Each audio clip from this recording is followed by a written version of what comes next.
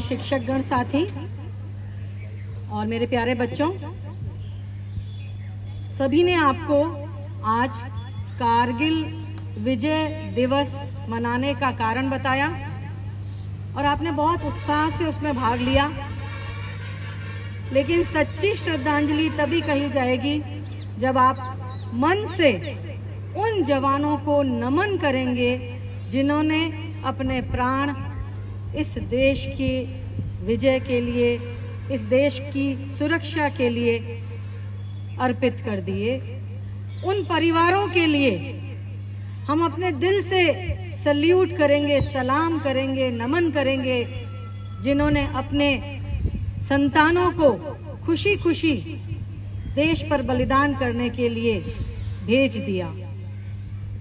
अगर आपके घर में अखबार आता है तो आज राजस्थान पत्रिका के प्रारंभ के कुछ छोटे छोटे पल पढ़िएगा कि कैसे एक विधवा माँ, जो कि पहले ही अपने पति को भारत पाकिस्तान के पिछले युद्ध में खो चुकी है, लेकिन उसके बावजूद भी वो अपनी संतान को देश की रक्षा के लिए पुनः उस मुकाम पर भेजना चाहती है जहां हम सर झुका के उसे प्रणाम करें, जहां वो हमारी सुरक्षा का जिम्मा ले।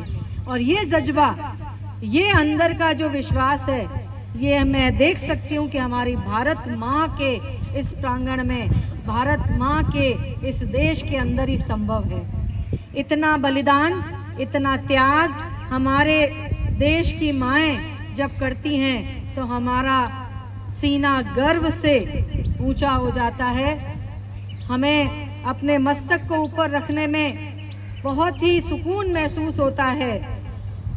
तो जैसा कि सभी ने बताया, दो शब्दों में और बताऊंगी कि कैसे भारत और पाकिस्तान के मध्य 3 बार युद्ध हुआ और तीनों बार ही हमने विजय हासिल करी। 1965 में भी, 1971 में भी और फिर 1999 में जब कारगिल युद्ध हुआ तो वो बहुत ऊंची चोटी पर कब्जा कर चुके थे और हमें सबसे ज़्यादा लॉस इसी कारण हुआ कि हमारे जवानों को शहादत देनी पड़ी, क्योंकि वो चढ़ाई चढ़ रहे थे। और जब चढ़ाई चढ़ते हैं और युद्ध करते हैं और ऊपर से कोई गोली बरसाता है तो ये बहुत कठिन युद्ध होता है। न जाने उन्होंने कितने बंकर बनाए थे, बंकर यानी सुरंग जैसे अंदर ही अंदर। और आज अखबार में आप पढ़िएगा कि दगिंद्र सिंह थे जिन्हें कोबरा का नाम दिया गया था। उन्होंने 18 ग्रेनेड उन बंकरों में फेंके थे और लगभग 70 से भी ज़्यादा पाकिस्तानियों को उस बंकर के अंदर ही ख़त्म कर दिया था। तो ये जो छोटी छोटी युद्ध की नीतियां भारत के शहीदों ने, सैनिकों ने अपनाई, उसकी वजह से आज आप और हम सुरक्षित हैं। और आज हम कारगिल विजय दिवस उन्हीं की याद में मनाते हैं। 25 वर्ष हमने पूरे किए हैं। लंबा सबसे युद्ध यही चला था, लेकिन फिर भी हमने विजय प्राप्त की। लगभग 4 परमवीर चक्र सैनिकों को सम्मानित करते हुए दिए गए थे, 10 महावीर चक्र दिए गए थे और 70 वीर चक्रों से सम्मानित किया गया था।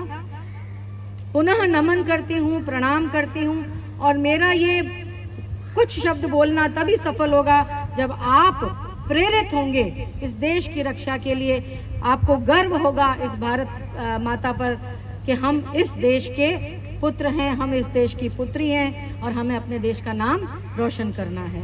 जय भारत, बोलिए मेरे पीछे। जय जवान, जय किसान, भारत के वीर अमर रहें, अमर रहें, अमर रहें। जय हिंद।